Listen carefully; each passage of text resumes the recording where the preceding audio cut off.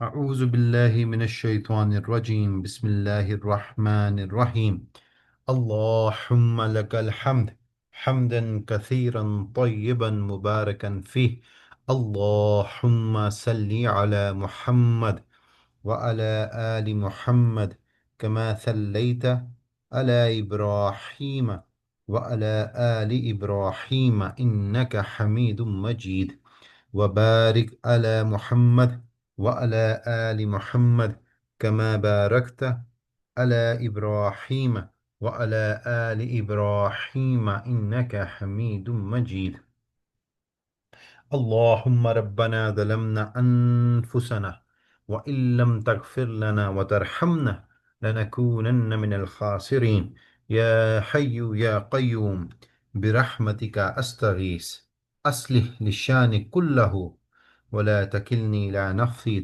طرفة عين رب اشرح لي صدري ويسر لي أمري وأهلل عقدة من لساني يفقه قولي آمین یا رب العالمین۔ آج جو آیات ہیں 101 سے آنورڈز ہیں، اللہ تعالیٰ نے ہم پیچھے جتنے واقعات پڑھ کے آئے ہیں وہ حضرت ابراہیم علیہ السلام کے دور سے پہلے کے واقعات ہیں، اور پہلے میں اس طرح کہوں گا کہ بنی اسرائیل سے پہلے کے واقعات ہیں۔ جو آخری پیغمبر اس میں گزرے حضرت لوط علیہ السلام، جو کہ ابراہیم علیہ السلام کے بھتیجے تھے، اور جب فرشتے عذاب کی خبر لے کے آئے ابراہیم علیہ السلام کو ملنے، تو اس سے پہلے انہوں نے اسحاق علیہ السلام کی خوشخبری سیدنا ابراہیم کو دی۔ تو بنی اسرائیل جو ہے وہ ابھی شروع نہیں ہوئی تھی۔ اب یہ سارے واقعات اللہ تعالیٰ نے یہ بتائے، اب اس کو یہاں سمرائز کیا، اور اس کے بعد اللہ نے قرآن کا وہ بڑا واقعہ سورۃ الاعراف میں بیان کیا جو کہ موسیٰ علیہ السلام اور فرعون کے بارے میں تھا۔ ایک ایسا واقعہ جو کہ کئی رکوعوں تک چلے گا۔ آج کی کلاس سے پہلے ہم نے جتنے بھی انبیاء کا ذکر کیا وہ سب کے سب کیا ہوا، ایک ایک رکوع یا 1.5 رکوع یا 2 رکوع کے اندر کنکلوڈ ہوئے، لیکن موسیٰ علیہ السلام کا واقعہ کافی ڈیٹیل سے تھا۔ یہ جو دعا میں نے رب اشرح لی صدری والی پڑھی، یہ اسی موقع کی مناسبت سے پڑھی۔ کیوں؟ کیونکہ موسیٰ علیہ السلام نے یہی دعا اللہ سے کی تھی جب انہوں نے اپنی دعوت حق لانچ کی تھی۔ اعوذ باللہ من الشیطان الرجیم بسم اللہ الرحمن الرحیم تلک القرى نقص علیک من انبائها وَلَقَدْ جَاءَتْهُمْ رُسُلُهُمْ بِالْبَيِّنَاتِ فَمَا كَانُوا لِيُؤْمِنُوا بِمَا كَذَّبُوا مِنْ قَبْلُ كَذَلِكَ يَطْبَعُ اللَّهُ عَلَى قُلُوبِ الْكَافِرِينَ وَمَا وَجَدْنَا لِأَكْثَرِهِمْ مِنْ أَحْدٍ وَإِنْ وَجَدْنَا أَكْثَرَهُمْ لَفَاسِقِينَ ثم بعثنا من بعدهم موسى بآياتنا إلى فرعون وملائه فظلموا بها فانظر كيف كان عاقبة المفسدين۔ اب یہ سمری پیش کر رہے ہیں اللہ تعالیٰ فرما رہے ہیں ان بستیوں کے کچھ کچھ قصے ہم آپ سے بیان کر رہے ہیں، اور ان سب کے پاس ان کے پیغمبر معجزات لے کر آئے، پھر جس چیز کو انہوں نے اول میں جھوٹا کہہ دیا یہ بات نہ ہوئی کہ پھر اس کو مان لیتے۔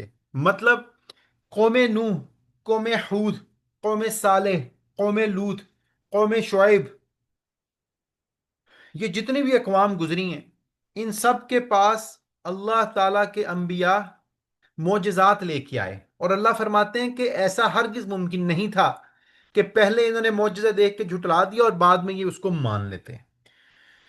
اللہ اسی طرح کافروں کے دل پر بند لگا دیتے ہیں، مہر لگا دیتے ہیں کافروں کے دل پر، اور اکثر لوگوں میں ہم نے وفائے عہد نہ دیکھا، اور ہم نے اکثر لوگوں کو بے حکم ہی پایا۔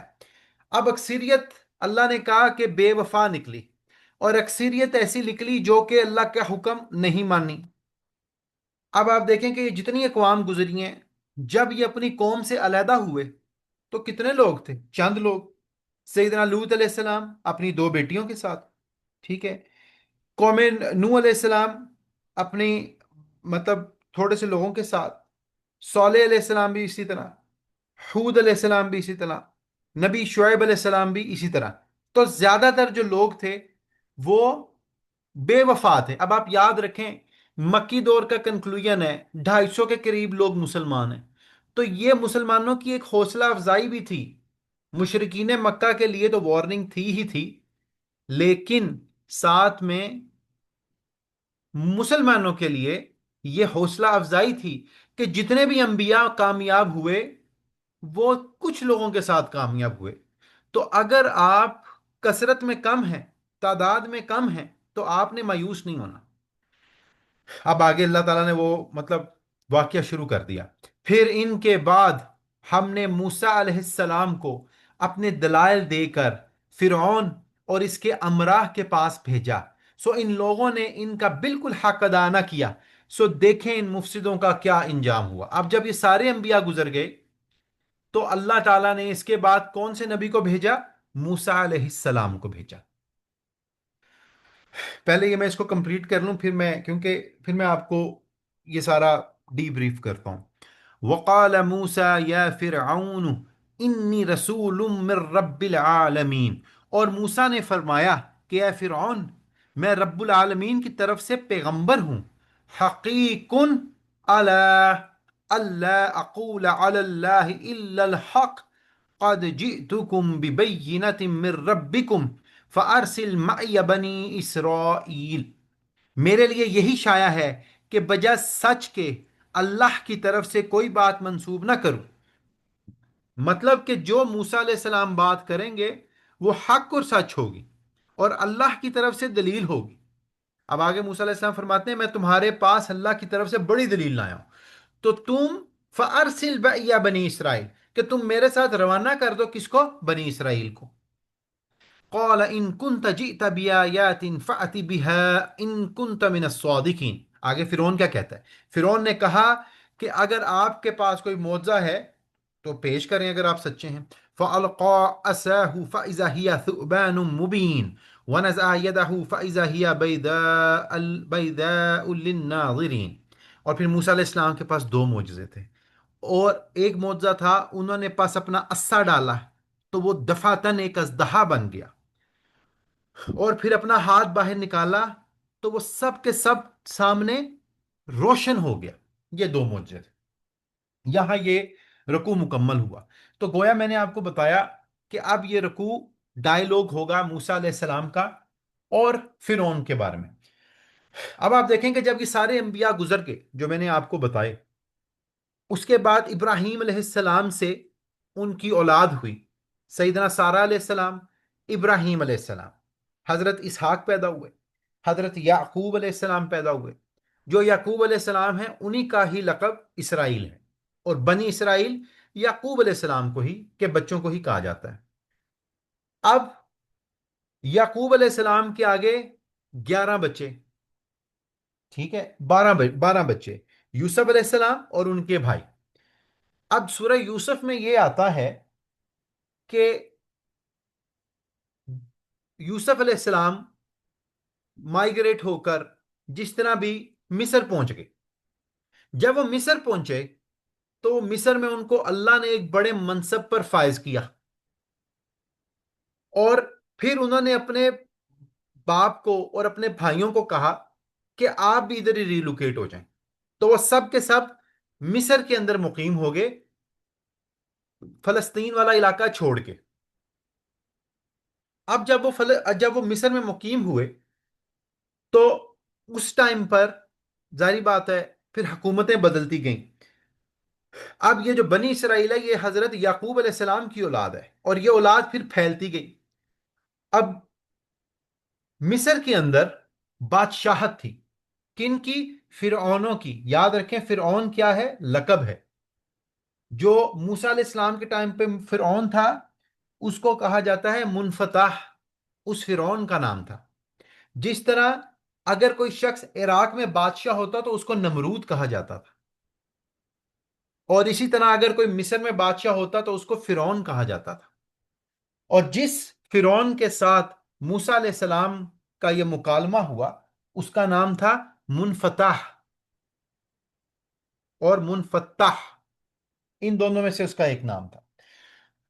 اب وقت گزرتا گیا، بنی اسرائیل کمزور ہوتی گئی، مصر کے بادشاہ مضبوط ہوتے گئے، اور جب وہ مضبوط ہوتے گئے تو انہوں نے بنی اسرائیل کو خارجی جانا، ریفیوجی جانا، اور ان کو اپنے خدمت کے لیے رکھ لیا، غلام بنا کے رکھ لیا۔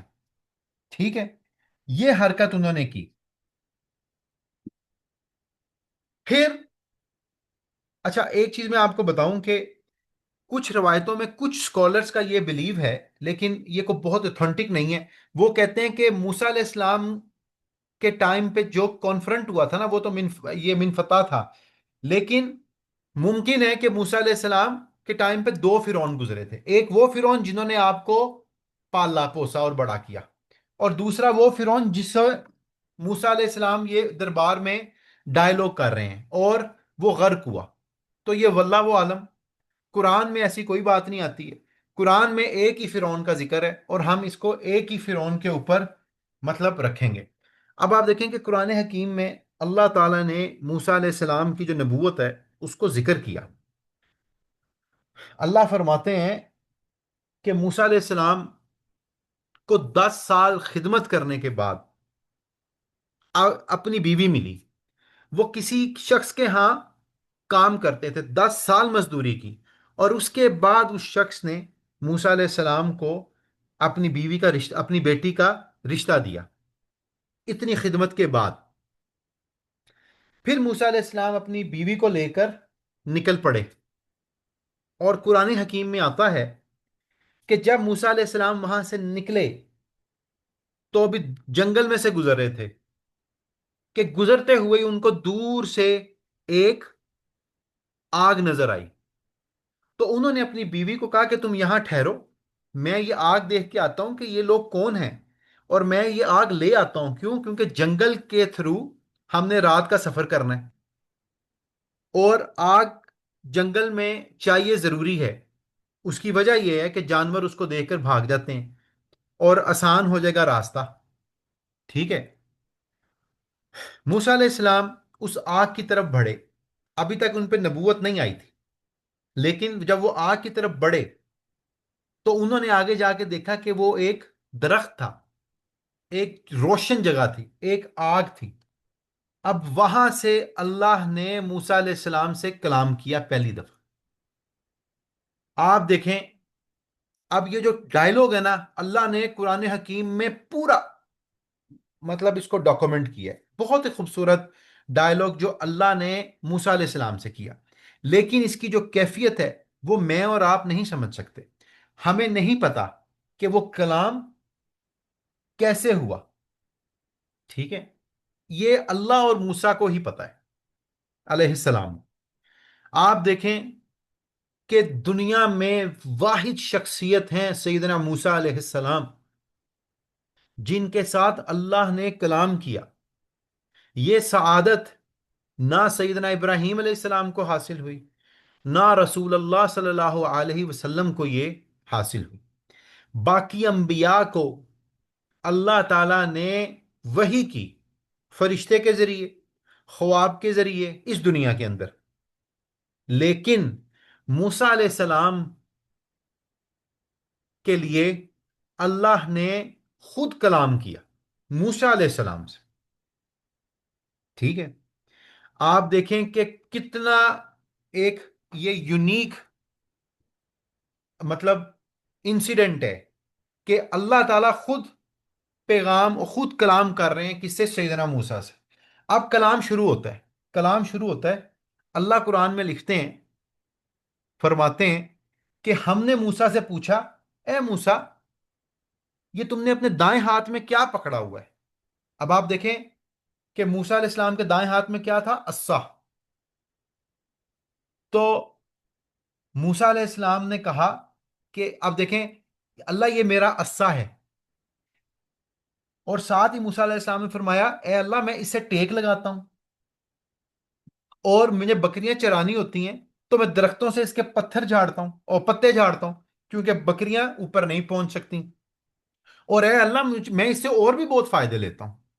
اب آپ یہ دیکھیں کہ کتنا نیچرل انسٹنکٹ ہے کہ اگر ایک انسان کا کسی انسان سے بات کرنے کو دل کرتا ہے بالفرض، اگر انسان آپ کو کچھ کہے تو آپ ایکسائٹمنٹ میں اسے زیادہ بڑھ کے جواب دیتے ہیں تاکہ کنٹینیویشن رہے بات کے اندر۔ اب دیکھیں اللہ نے اس چیز کو قرآن حکیم میں ڈاکومنٹ کیا، بتایا کہ ہم نے موسیٰ سے پوچھا کہ تمہارے دائیں ہاتھ میں کیا ہے۔ اب اگر موسیٰ چاہتے تو آگے سے کہہ دیتے کہ اللہ یہ عصا ہے، لیکن موسیٰ علیہ السلام کا دل کیا، ایکسائٹڈ ہوئے، ان کو شوق پیدا ہوا کہ وہ اللہ سے بات کریں، تو انہوں نے کہا کہ اے اللہ میرا عصا ہے، میں اسے ٹیک بھی لگاتا ہوں، میں اسے پتے بھی جھاڑتا ہوں، اور اے اللہ میں اس سے اور بھی بہت کام کرتا ہوں، مطلب جتنا ان کے ذہن میں اس ٹائم آیا۔ یہ نہایت ایک خوبصورت ڈائلوگ ہے۔ اور پھر اس کے بعد اللہ نے موسیٰ علیہ السلام کو کہا کہ اے موسیٰ تم یہ اپنا عصا نیچے پھینکو۔ تو جب موسیٰ علیہ السلام نے اس عصے کو نیچے پھینکا تو وہ ایک اژدہا بن گیا، اور جب قرآن حکیم میں آتا ہے کہ جب وہ اژدہا بنا تو موسیٰ علیہ السلام وہاں سے بھاگ گئے۔ یہ بھی دیکھیں، یہ بھی ایک ہیومن ریئیکشن ہے کہ کہیں کوئی چیز ہوتی ہے انسان ایک دم ڈر جاتا ہے۔ مطلب موسیٰ علیہ السلام کو یہ نہیں پتا تھا کہ یہ اس طرح اژدہا بن جائے گا۔ تو موسیٰ علیہ السلام وہاں سے بھاگے، لیکن پھر اللہ نے ان کو کہا کہ تم ڈرو نہیں، اس کو پکڑو، یہ دوبارہ عصا بن جائے گا۔ اور وہی ہوا کہ وہ دوبارہ عصا بن گیا۔ اب موسیٰ علیہ السلام کو یہ چیز نہیں پتا تھی، اور پھر اللہ نے موسیٰ علیہ السلام کو یہ نصیحت کی، یہ کہا کہ اب تم دعوت حق لانچ کرو، اور جب تم دعوت حق لانچ کرو تو تم نے کیا کرنا ہے؟ جا کر بنی اسرائیل کو چھڑانا ہے، اپنی اس قوم کو چھڑانا ہے جو تمہارے آباء و اجداد کی قوم تھی۔ اس کو چھڑانا ہے کس سے؟ فرعون سے، ٹھیک ہے؟ اور اس ٹائم پہ موسیٰ علیہ السلام نے جب یہ چیز سنی تو انہوں نے یہی دعا کی کہ رب اشرح لی صدری ویسر لی امری واحلل عقدۃ من لسانی یفقہوا قولی۔ اور انہوں نے یہ دعا کی کہ اے اللہ، مطلب اس کا مفہوم مجھے پورا نہیں آتا، کہ اے اللہ مطلب میرا سینہ کھول دے اور میری بات میں اثر پیدا کر کے لوگ اس بات کو سنیں، یہ اس کا مفہوم یہ تھا۔ اور ساتھ ہی ساتھ موسیٰ علیہ السلام نے اللہ سے دعا کی کہ اے اللہ میرے پہ ایک اور احسان کر، کہ مجھے میرا ساتھی بھی دے دے۔ کون؟ سیدنا ہارون علیہ السلام۔ اب اللہ کی بک میں تو ہارون علیہ السلام پہلے سے نبی تھے، لیکن جب موسیٰ علیہ السلام نے یہ دعا کی تو اللہ نے کہا کہ ہم ہارون علیہ السلام کو تمہارا ساتھی بناتے ہیں۔ اور ہارون علیہ السلام سیدنا موسیٰ علیہ السلام کے بڑے بھائی تھے، اور یہ اس سال پیدا ہوئے تھے جس سال فرعون بچے قتل نہیں کرتا تھا، یہ اس سال پیدا ہوئے، اور موسیٰ علیہ السلام اس سال پیدا ہوئے جس سال فرعون بچے قتل کرتا تھا۔ اور اللہ پھر قرآن میں یہ بھی فرماتے ہیں کہ اے موسیٰ ہمارا تم پہ پہلے بھی یہ احسان ہے کہ ہم نے تمہاری ماں پر وحی کی اور بتایا کہ وہ اپنے بچے کے ساتھ کیا کرے، تمہارے ساتھ کیا کرے۔ اب آپ دیکھیں کہ پہلی امتوں میں غیر نبی کے اوپر بھی وحی کا سلسلہ جاری تھا، اسی لیے سیدنا موسیٰ علیہ السلام کی جو ماں تھیں، یا حضرت مریم علیہ السلام جو تھیں، عیسیٰ علیہ السلام کی ماں، یہ نبی نہیں تھیں، لیکن ان پر اللہ کی طرف سے وحی آئی۔ تو غرض کہنے کا یہ ہے کہ یہ وہ عصا تھا جو کہ اللہ نے موسیٰ علیہ السلام کو ایسے دیا۔ اور پھر ساتھ دوسری جگہ اللہ فرماتے ہیں کہ ہم نے موسیٰ علیہ السلام کو کہا کہ اپنا ہاتھ مطلب اپنے باہر نکالیں، ٹھیک ہے، اور وہ اتنا چمکتا ہوگا کہ اس سے روشنی بہت پھیلے گی۔ یہ دوسرا معجزہ اللہ نے موسیٰ علیہ السلام کو دیا، اور یہ دونوں نبوت کے معجزے تھے جو کہ اللہ نے موسیٰ علیہ السلام کو دیے۔ یہ رکوع یہاں کنکلوڈ ہوتا ہے۔ اب یہ واقعہ ہم اگلی کلاس میں پڑھیں گے انشاءاللہ. اس کی وجہ یہ ہے کہ واقعہ کافی لمبا ہے اور یہ چلتا رہے گا کہ پھر دربار میں کیا ہوا، اور دربار کے اندر پھر کیسے جو جادوگر تھے وہ مسلمان ہو گئے. اور جب اللہ نے موسیٰ جب جب سانپ اژدہا بنا، اور اس کے بعد فرعون نے بڑے بڑے جادوگر بلائے، اور اس ٹائم کے اوپر اللہ نے جب موسیٰ علیہ السلام سے کہا کہ اپنا اپنا بھی عصا پھینکو، تو موسیٰ علیہ السلام کے دل میں یہ وہم آیا کہ یہ بھی تو سانپ ہے، تو میرا عصا جب جائے گا تو وہ بھی اژدہا بن جائے گا، تو لوگوں کو کیا پتہ لگے گا؟ وہ بھی تو سیم وہی چیز ہے جو باقی جادوگروں کے سانپ تھے. لیکن اللہ تعالیٰ نے ان کو پھر وہی کی کہ موسیٰ تم اپنا عصا پھینکو، ہم اس کو ایسی چیز میں بدل دیں گے جو کہ آج سے پہلے نہیں ہوئی تھی. اور پھر دربار میں موسیٰ علیہ السلام کا عصا ایسا اژدہا بنا جو کہ سارے سانپوں کو کھا گیا، اور جس کو دیکھ کر جو مقیم جادوگر تھے وہاں، وہ بھی اسلام قبول کر بیٹھے. تو یہ بڑا ہی دلچسپ واقعہ ہے. یہ 6 سے 7 رکوعوں کے اوپر ہے. اب آپ دیکھیں کہ یہ یہاں اس کو اتنا ڈیٹیل میں کیوں لایا گیا. سورۃ الاعراف مکی سورت کا اختتام ہے، اور مکی سورت کے اختتام کا مطلب تھا کہ رسول اللہ صلی اللہ علیہ وسلم کی ہجرت مدینہ کی طرف تیاری. سورۃ البقرہ کے اندر ہم ان کی ساری نافرمانیاں پڑھ کے آئے بنی اسرائیل کی. لیکن جتنے اسباب تھے سورہ البقرہ میں، اس سے جو پہلے کے جتنے انسیڈنٹس ہیں وہ اللہ تعالیٰ اب یہاں اکٹھے بیان کرے گا. کیوں؟ تاکہ ہجرت مدینہ کے بعد رسول اللہ صلی اللہ علیہ وسلم کی تیاری رہے. انہوں نے اب بنی اسرائیل کو کنفرنٹ کرنا ہے مشرکین مکہ کے بعد. تو یہ اس کے پیچھے ایک وجہ تھی کہ اب موسیٰ علیہ السلام کا واقعہ اتنی ڈیٹیل کے اندر آیا. ٹھیک ہے. اب آپ دیکھیں کہ اللہ تعالیٰ نے جو یہاں فرمایا کہ انسان جون سا ہے زیادہ تر کیا ہوتا ہے، مطلب حق پہ نہیں رہتا، اور بے حکم ہوتا ہے، بات نہیں مانتا. اس کے اوپر رسول اللہ صلی اللہ علیہ وسلم نے فرمایا کہ ہر پیدا ہونے والا بچہ دین فطرت پر پیدا ہوتا ہے، مطلب مسلمان پیدا ہوتا ہے، ابراہیمی پیدا ہوتا ہے، حنفی پیدا ہوتا ہے. لیکن اس کے ماں باپ اسے یہودی، نصرانی یا مجوسی بنا دیتے ہیں. اس کی مثال ایسی ہے جیسی جانور کا بچہ صحیح سالم پیدا ہو. کیا تم نے انہیں ناک کان کٹا ہوا کوئی بچہ دیکھا ہے؟ اس کے بعد آپ نے اس آیت کی تلاوت کی کہ اللہ کی اس فطرت کی اتباع کرو جس پر اس نے انسان کو پیدا کیا. اللہ کی بنائی ہوئی فطرت میں کوئی تبدیلی ممکن نہیں. ھذا صراط مستقیم، یہی سیدھا دین ہے اور یہی سیدھا راستہ ہے. غرض کہنے کا یہ ہے کہ ہر بچہ حنفی، ابراہیمی، دین حنفی پہ پیدا ہوتا ہے. یہ میں وہ حنفی کی بات نہیں کر رہا جو آج کل کا حنفی بریلوی ہے. ابراہیم علیہ السلام کی مطلب دین پر پیدا ہوتا ہے. یہ فطری دین ہے، اور اس کے بعد اس کو چاہیے کہ وہ اسی فطری دین کے اوپر رہے. اللہ ہمیں، مجھے اور آپ کو ان آیات کو سمجھنے کی، اس پر عمل کرنے کی توفیق دے.